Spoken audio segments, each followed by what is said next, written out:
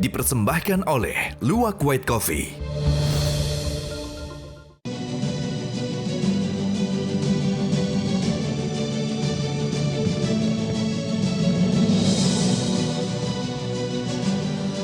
Selamat malam para pemirsa, ketemu lagi di Hot Room dengan saya Hotman Paris. Kasus penganiayaan oleh anak oknum pejabat pajak telah membongkar aib yang sangat besar.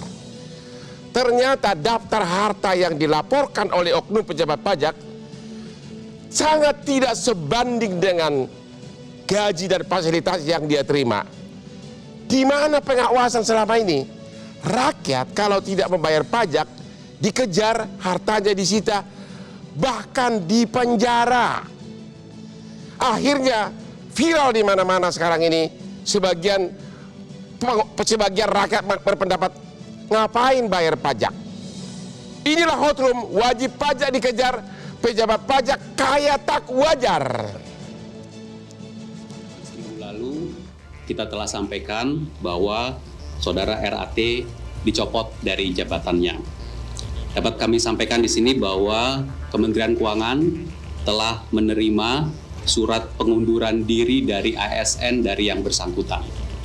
Surat pengunduran diri tersebut tertanggal 24 Februari 2023 dan kami terima pada tanggal 27 Februari 2023 melalui Direktorat Jenderal Pajak. Terkait dengan hal itu kami sampaikan di sini bahwa berdasarkan PP nomor 11 tahun 2017 sebagaimana terakhir telah diubah dengan PP nomor 17 tahun 2000 dan kemudian 2020 ini mungkin maksudnya. Dan kemudian juga peraturan Kepala BKN nomor 3 tahun 2000, maka pegawai yang sedang di dalam proses pemeriksaan tidak dapat mengundurkan diri. Karena itu pengajuan pengunduran diri saudara RAT ditolak.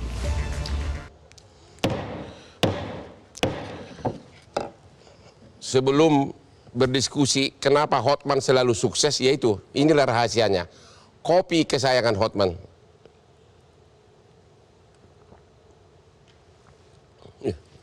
Rasanya beda, benar. Sarapku langsung dibikin nggak tegang.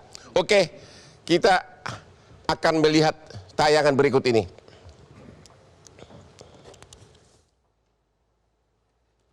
Nah, ini dia nih.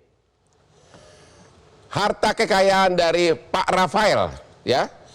Tahun 2011 sekitar 20 M, ya. Tahun 2013 ke 2015 kekayaannya naik hampir 14 miliar. Dari 21 miliar naik menjadi 35 miliar. Hanya dalam waktu kurang dari 2 tahun, ya. Kekayaannya naik 14 miliar. Ya, kemudian naik terus, yang paling tinggi naiknya lagi adalah 2019 ke 2020 hanya dalam 1 tahun naik di sini 11 miliar, ya, 11 miliar, dan total hartanya sampai viral 56 miliar. Ini yang tertulis di laporan kekayaan. Yang di luar itu kita udah tahu lah, ya, itu pasti banyak lagi. Masih ada nggak daftar lain? Oke, sekarang inilah daftar harta dari yang bersangkutan. Tanah di Sleman, ya, cepat banget sih. Ada bangunan di Jakarta Selatan, harga ada 13 miliar. Totalnya ini berapa ini semuanya? Jadi sebagian besar harta itu adalah dalam bentuk bangunan. Kita tahu bahwa kalau bangunan kita sekian miliar, pasti harta kekayaan lain biasanya bisa 3 kali lipat. Jadi diduga hartanya jauh lebih besar dari sini. Oke? Ini hanya baru tanah dan bangunan 51 miliar. Secara praktis manusia normal, kalau kita punya tanah 50 M, biasanya harta lain bisa 3 atau 4 kali lipat. Oke, Pak Misbah Hasan, Anda itu sebagai Sekretaris Jenderal Forum untuk Transparansi Anggaran, apa komentar dan analisa saudara? Apa sebenarnya yang terjadi?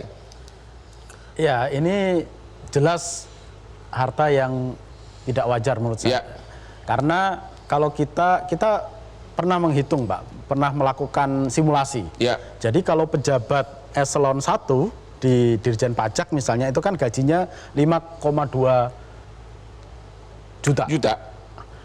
Tukinnya jadi itu sekitar 117,3 juta. Jadi kalau eselon 1 untuk mengumpulkan harta sekitar 56,1 triliun itu butuh 30 tahun. Ini baru yang tertulis. Itu yang eselon 1. Ya.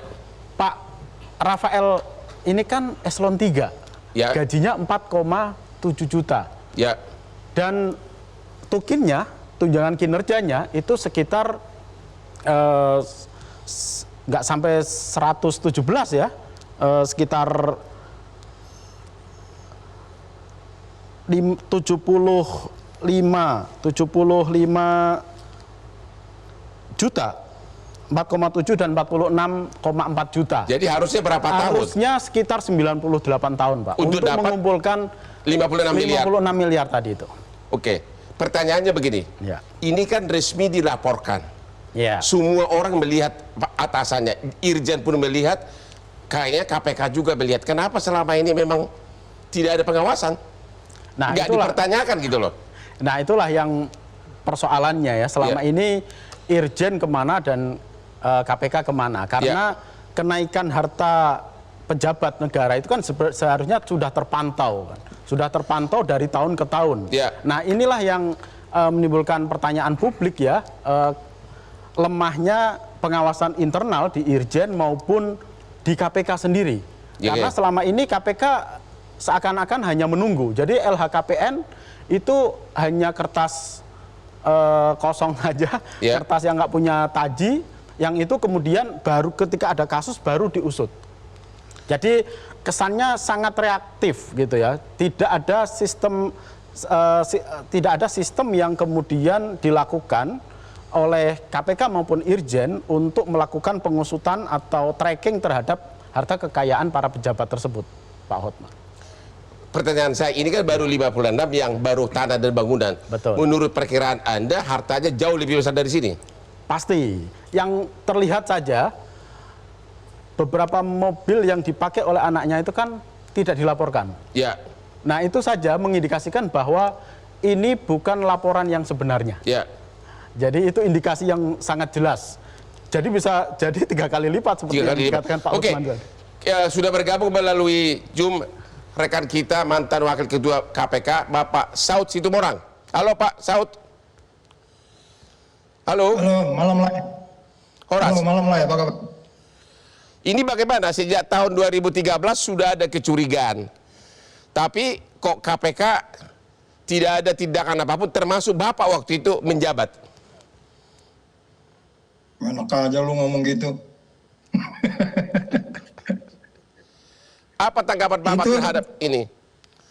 LHKPN itu jangankan tahun 2013. LHKPN itu mulai dari tahun 1999. Ya kan? Jadi bukan dari tahun itu. Pertanyaannya kembali lagi, jangan ke tahun itu aja. Kembali ke belakang sampai kenapa dari tahun 1999 sampai ke 2023 sampai begitu aja. Nah, itu lebih bagus. Tapi kalau lain mau tanya juga di periode saya, ya tentu itu kita paling cerewet ketika itu. Makanya saya bilang, saya berbangga sebelum masuk KPK itu ditatar beberapa jam sama Ibu Yenti tentang TPPU. Makanya saya kemana-mana itu TPPU saya bawa-bawa. Jadi kalau ada orang di Republik ini punya harta, tidak bisa dipertanggungjawabkan asal-usulnya. Jangan bicara illicit enrichment, jangan bicara undang-undang penyitaan aset. Lu pakai aja undang-undang TPPU itu bisa. Kamu punya harta nggak bisa dipertanggungjawabkan dari mana asalnya. Kalau kamu penyelenggara terlebih, kamu kena TPPU. Ya kan? Persoalannya adalah kembali lagi, kita selama ini LHKPN itu pencegahan. Jadi otaknya itu otak pencegahan. Sedangkan saya datang ke KPK itu nggak percaya siapapun. Saya boleh lagi berpikir pencegahan, tapi berpikir bertindak saya itu penindakan. Makanya harus masuk ke detail-detail kalau Anda bicara penindakan. Di antaranya, contoh yang baru diumumkan sore hari ini.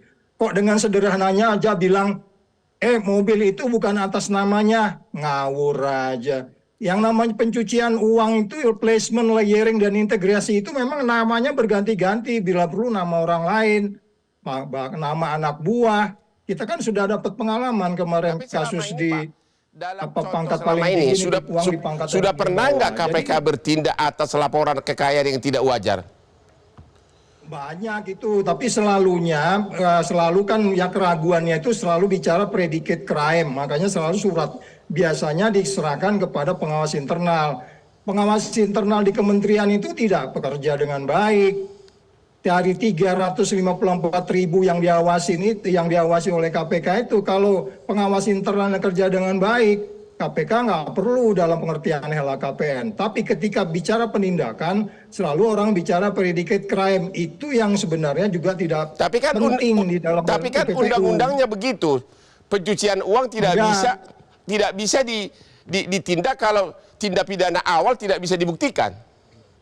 Itu hanya normatif biasa. Kalau bicara penyelenggara negara, Anda punya aset nggak bisa dipertanggungjawabkan. Nah, itu sudah cukup, itu pasal 3, itu pasal 2, pasal 345 udah bisa dipakai. Jadi bukan fungsi predicate crime. Jadi kalau ceritanya hanya kita mikirnya normatif, ya nanti kayak lain begini, mikirnya jadi kayak normatif juga kayaknya. Jadi kayak lawyer sama terhadap koruptor gitu. Nggak bisa begitu lah. Oke, pertanyaan terakhir dulu. Jadi menurut Bapak yang Rafael ini yang lalai siapa? Irjen Kementerian Keuangan atau atasannya langsung? Semuanya kita gitu, karena kalau kita bicara integritas, sistem integritas nasional itu semua KPK-nya, atasannya, menterinya juga kan salah. Selama ini kalau mau ngambil lagi pajak itu, walaupun tax ratio kita hanya 10% ya, negara G20 yang lain 30%, kita kan selalu berdasarkan target. Berdasarkan target ini, di belakangnya itu banyak isu-isu korupsinya, isu-isu transaksionalnya, jadi salah kita semua sebenarnya. Jadi jangan salahkan KPK juga dengan 354.000 diawasin oleh Pak Pahala Nainggolan sendirian. Lama-lama pingsan dia. Oke, kita istirahat dulu. Tapi sudah ada polling dari masyarakat yang nanti akan kita bahas sesudah ini tentang apakah masih perlu membayar pajak atau tidak. Ketemu lagi di Hot Room.